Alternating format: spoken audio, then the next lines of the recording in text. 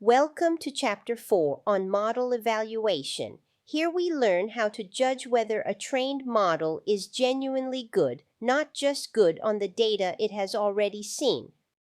Training a model can feel like the finish line, but it is really only the halfway point. The real question is whether the model will perform well in the wild, and that is harder than it sounds. By the end of this chapter, you should be able to explain why evaluation on unseen data is essential, separate training performance from test performance, read a confusion matrix, and work with accuracy, precision, recall, F1 score, ROC curves, and AUC. You should also be able to compute and interpret the regression metrics MAE, MSE, RMSE, and R-squared. Explain why cross-validation gives a more stable estimate than a single split, and compare models using metrics suited to the application. This ROC curve previews one of our key tools. It plots the true positive rate against the false positive rate as we vary the decision threshold, and the area under the curve summarizes how well the model separates the classes. Why does evaluation matter so much? Because a model exists to make predictions about the future, about new customers, new transactions, new patients it has never encountered before. When a model trains, it learns directly from the training set, so it usually scores higher there than anywhere else. We fit the model on the training set and then evaluate it once on a held-out test set, and the gap between those two scores tells a story. Let us start with classification. These are models that sort things into categories: spam or not, fraud or not, sick or healthy, churned or retained. We will work through 5 classification metrics in turn: accuracy, precision, recall, the F1 score, and finally the ROC curve together with AUC. Each of these metrics shines a light on a different corner of the model's behavior, so it is worth understanding what each one captures. Everything begins with the confusion matrix. It is the bookkeeping that sits behind every classification metric we will compute. Here is the confusion matrix for binary classification, the simple table that records how predictions line up against reality. The 2 cells on the diagonal are the predictions the model got right, while the 2 off-diagonal cells are its mistakes. These 4 terms are worth pinning down because every later formula is built from them. A true positive is when the model says positive, and it really is. A true negative is negative called negative. A false positive is a false alarm, and a false negative is a miss, a real case the model let slip through. Put these terms in a medical frame and the human stakes become clear. A false negative might mean a sick patient sent home untreated. Accuracy is the most intuitive metric, the share of all predictions the model got right, the diagonal over the total. It is a fine first glance, but it has a famous blind spot when the data is imbalanced. Precision asks, of all the cases the model flagged as positive, how many really were? High precision means the alarms the model raises are trustworthy. Recall asks the complementary question, of all the cases that truly were positive, how many did the model actually catch? High recall means few real cases slip through unnoticed. When you want a single number that respects both precision and recall, the F1 score combines them as their harmonic mean. The harmonic mean is deliberately unforgiving, staying low unless both components are high, so a model cannot win by acing one and ignoring the other. Here is the key point. Accuracy asks how often the model is right, precision asks whether to trust a positive call, and recall asks how many real cases it caught. Before choosing a metric, decide which of these questions your application is actually asking. Formulas become real once you push numbers through them, so let us evaluate a concrete early warning model, end-to-end, computing every metric by hand before any library does it for us. Here are 10 students from the pilot. Each flag comes from comparing the model's predicted probability against a threshold of 1/2, and each cell compares that flag against the true outcome. The full pilot actually covered 50 students. Tallying all of them the same way gives the 4 counts that anchor every metric: 12 true positives, 3 false negatives, 8 false positives, and 27 true negatives. This is the filled confusion matrix for all 50 students. The row totals confirm that 15 students failed and 35 passed. A quick sanity check keeps us honest. The failing students total 15, the passing students total 35, and everything sums to 50. Accuracy is then the 39 correct judgments over 50, which is 0.78. Here is the same 50-student matrix drawn as a shaded grid. Cell darkness tracks the count, so the correct diagonal dominates while the 2 error cells stay light. This short snippet takes the 4 confusion matrix counts and computes accuracy, precision, recall, and F1 directly from the formulas, confirming the numbers we worked out by hand.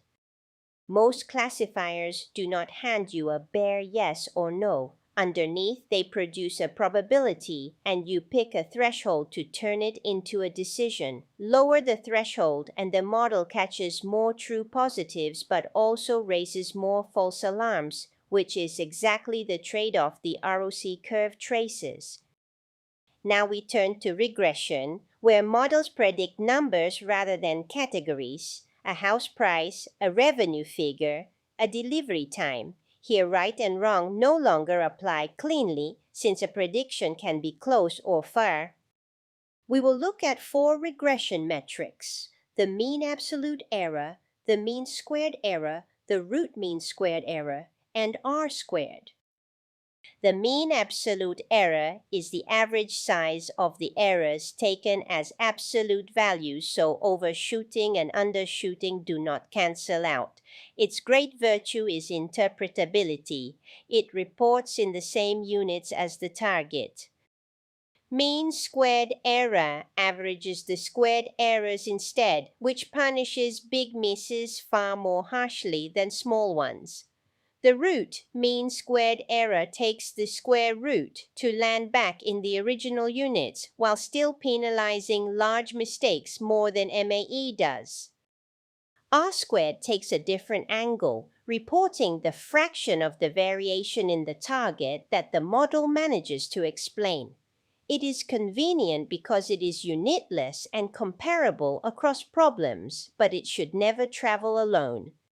A single train test split has a hidden weakness. Your score depends on the luck of the draw. In k-fold cross-validation, we carve the data into k equal parts, called folds, to guard against that luck.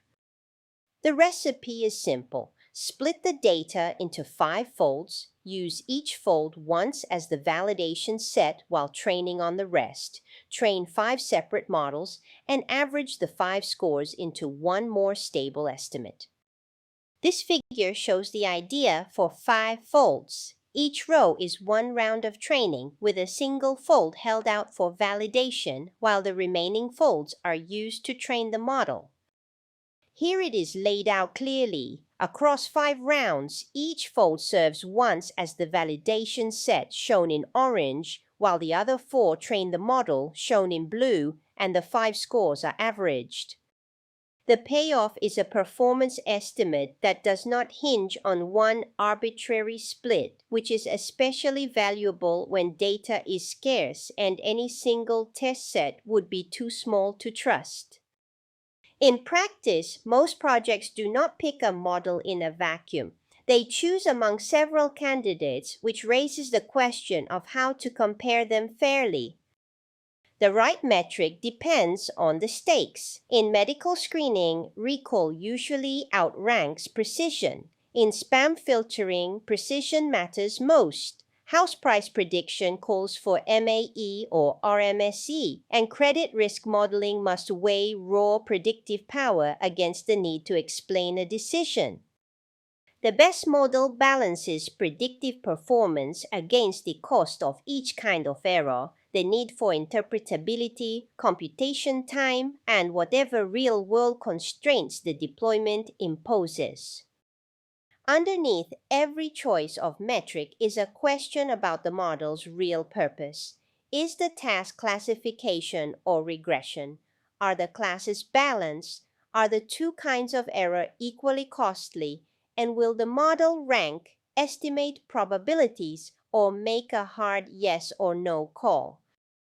Above all, ask which kind of error does the most real-world harm. A well-chosen metric is simply one that mirrors the consequences you actually care about. Let us now put the classification metrics to work on a real dataset.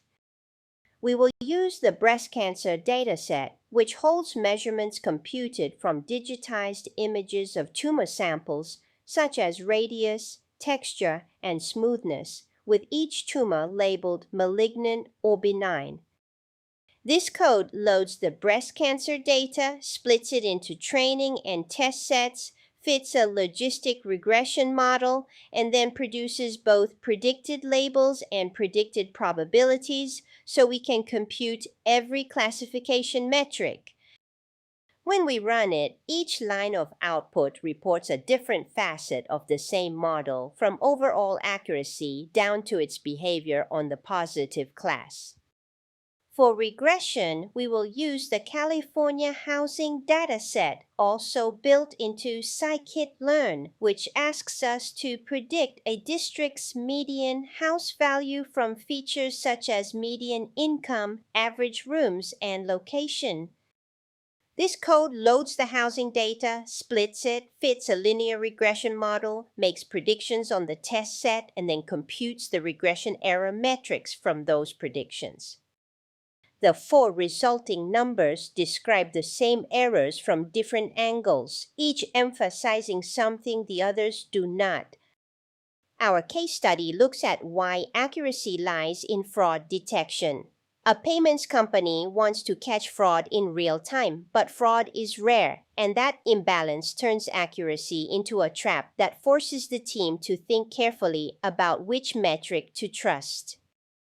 The danger is easy to see once you do the arithmetic, so the team sets accuracy aside and reaches instead for precision, recall, F1, and AUC. The lesson generalizes well beyond fraud. A metric is only meaningful when it is tied to the real cost of being wrong. To make the point concrete, the following code trains a logistic regression model on the breast cancer data as a fraud proxy, prints overall accuracy, and then reports precision, recall, F1, and AUC alongside it. Here, the malignant class plays the role of the rare positive class. The code fits the model, generates predictions and probabilities, and prints all 5 metrics so we can see how they diverge. Comparing accuracy against recall in the output reveals how a model can post a high overall accuracy while still missing a meaningful fraction of the positive cases, exactly the trap we warned about. This chapter was about checking a model's claim that it can predict well. For classification, the confusion matrix underlies everything, and from it flow accuracy, precision, recall, F1 score, and the threshold spanning view of the ROC curve and AUC. To go further, the scikit-learn documentation on model evaluation and on cross-validation is an excellent reference alongside introductory texts and applied case studies in fraud detection, medical diagnosis, and forecasting. That brings us to the end of Chapter 4 on model evaluation.